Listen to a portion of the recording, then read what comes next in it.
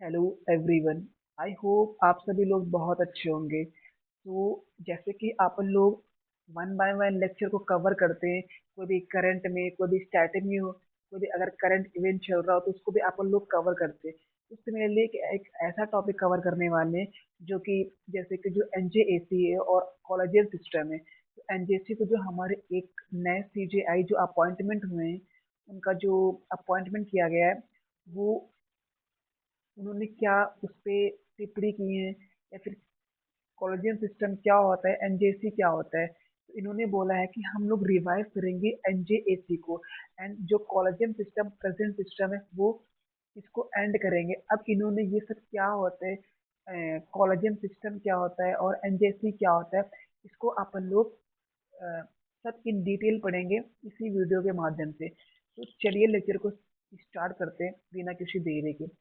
तो जैसे कि इन्होंने हमारे जो सीजीआई थे, इन्होंने बोला है कि अपन लोग अब इसको कॉलेजियम सिस्टम को एंड करेंगे एंड एनजीसी को फिर से रिवाइव करेंगे।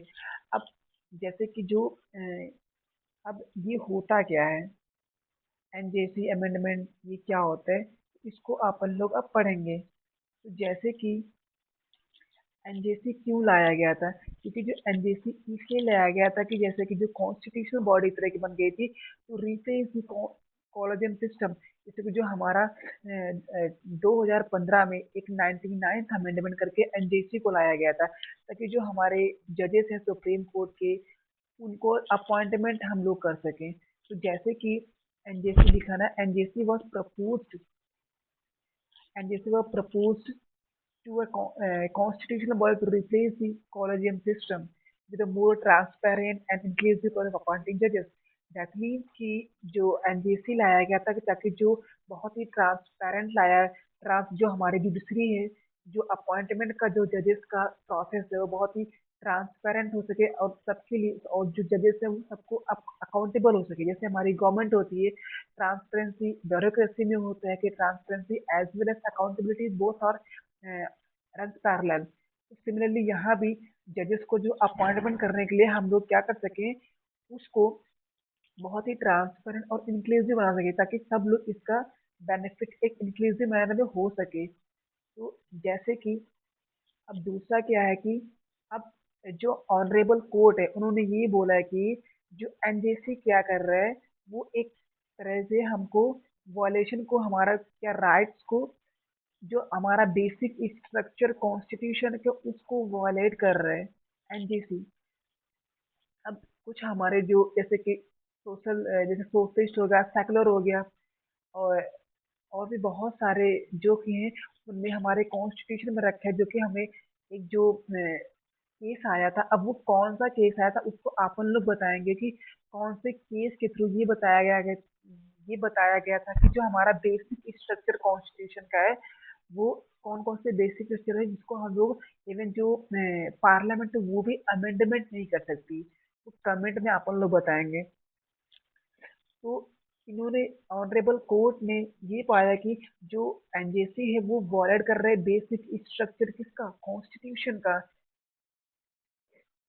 एंड जो कि एक तरह के जुडिशल की जो इंडिपेंडेंस है, वो कोर्ट ने ये बताया कि जो जुडिशरी की जो इंडिपेंडेंस है, यानी कि जो उसकी काम करने की क्षमता है और उसकी जो स्वतंत्रता है, इंडिपेंडेंस है, उसको ये वॉलेट कर रहा है। And as a result the previous collegium system for judicial appointment was restored. इसके चलते इन्होंने ये पाया कि जो जो एनजेसी है वो वॉलेट कर रहा है बेसिक स्ट्रक्चर कॉन्स्टिट्यूशन का और जुडिशियल इंडिपेंडेंस को। इसके चलते इन्होंने क्या किया, जो प्रीवियस कॉलेजियम सिस्टम था उसको फिर से रिस्टोर कर लिया है। अब इसके चलते फिर से क्या हुआ, जो ऑनरेबल सुप्रीम कोर्ट ने स्ट्रक डाउन कर दिया 99th कॉन्स्टिट्यूशन अमेंडमेंट, जिसके थ्रू ये लाया गया था, 99th कॉन्स्टिट्यूशन अमेंडमेंट के थ्रू ये लाया गया था NJC. And the NJC act ruling that they were unconstitution. Then फिर से 2015 में इसको इन लोगों ने क्या किया कि एनजेसी को अनकॉन्स्टिट्यूशनल मान लिया। फिर से जो कॉलेजियम सिस्टम प्रणाली थी, जो कॉलेजियम सिस्टम था, उसको फिर से रिस्टोर हो गया for the appointment of the जजेस। अब आगे क्या हुआ था कि फिर से क्या हुआ, अब इन लोगों ने कुछ रीजन दिए थे कि जो एनजेसी है वो क्यों इतना ज्यादा मतलब कि इसको क्यों वॉयलेशन कर रहा है हमारे कॉन्स्टिट्यूशन का, या फिर बेसिक स्ट्रक्चर का, या फिर जुडिशल की इंडिपेंडेंस का। तो इन लोगों ने जब ये बताया था कि जो एनजेसी है वो ये क्या करना चाहता था, कोर्ट ने ये पाया कि जो एनजेसी है structure give too much power to the executive. यानी जो हमारी गवर्नमेंट है, जो हमारे गवर्नमेंट है वो तीन तरह की होती है। एक तो लेजिस्लेटिव, एक एग्जीक्यूटिव, एक जुडिशरी। मतलब कि जो लेजिस्लेटिव होती है लॉ बनाने का काम करती है, एंड जो जो एक होती है कि जो लेजिस्लेटिव होती है वो अपन लोग फॉर मेकिंग लॉस यानी कि लॉ बनाने का काम करती है, एंड जो एग्जीक्यूटिव होता है वो लॉ को इम्प्लीमेंट काम करने का काम करता है। बट जो जुडिशरी होती है वो ये काम करती है, जो लॉ बना है उसमें कोई अगर कमियां आ रही तो उसको गवर्नमेंट को रिकमेंड काम करने का कि अपन ये आप गलत है यहाँ पे, इसको आप नल एंड वॉइड या फिर कोई भी इसको बंद करिए, या फिर दूसरा इसके पे लाइसेंस, ये काम जुडिशरी काम करना होता है। तो कोर्ट ने ये पाया कि जो हमारा ये बहुत जो एनजेसी है बहुत ज्यादा पावर दे रहा है किसको, एग्जीक्यूटिव यानी गवर्नमेंट को, and undermine the independence of the judiciary. और ये जो जुडिशरी है हमारी उसको अंडरमाइन कर रहा है, यानी कि जुडिशरी की जो इंडिपेंडेंस है उसको छीनने की कोशिश कर रहा है। इसके चलते क्या किया, जो which court consider fundamental parts of the constitution's basic structure। क्योंकि कोर्ट ने पाया कि जो एक तरह के जो बहुत ही बेसिक स्ट्रक्चर जो कि एक पार्लियामेंट भी उसको अमेंडमेंट नहीं कर सकती है, वो होता है बेसिक स्ट्रक्चर। अब यहाँ तक तो हम लोगों ने पढ़ लिया कि जो एनजीसी है इसको नल एंड वॉइड करार दे दिया गया है, यानी कि अब ये अनकॉन्स्टिट्यूशनल है by the honourable supreme court. But अब इसको क्या दे कि नल एंड वॉइड या फिर बेसिक स्ट्रक्चर कॉन्स्टिट्यूशन के वॉलेट करता है। तो ये क्या क्या ये कुछ ना कुछ तो हुआ होगा, यानी कि जो कॉम्पोजिशन था जुडिशरी तरफ कम रहा होगा, या फिर जो गवर्नमेंट के जो मेंबर्स थे वो ज्यादा रहे होंगे, तभी जुडिशरी ने बोला कि इसको अपन लोग नल एंड वॉइड करार दे रहे हैं, क्योंकि ये गवर्नमेंट यानी एग्जीक्यूटिव को ज्यादा पावर दे रहा है और जुडिशरी इंडिपेंडेंस को छीन रहा है। तो जो कॉम्पोजिशन थे वो ये कुछ ऐसे थे। कॉम्पोजिशन ऑफ एनजेसी यानी कि सीजीआई यानी कि चीफ जस्टिस ऑफ इंडिया थे, and two senior most Supreme Court जजेस।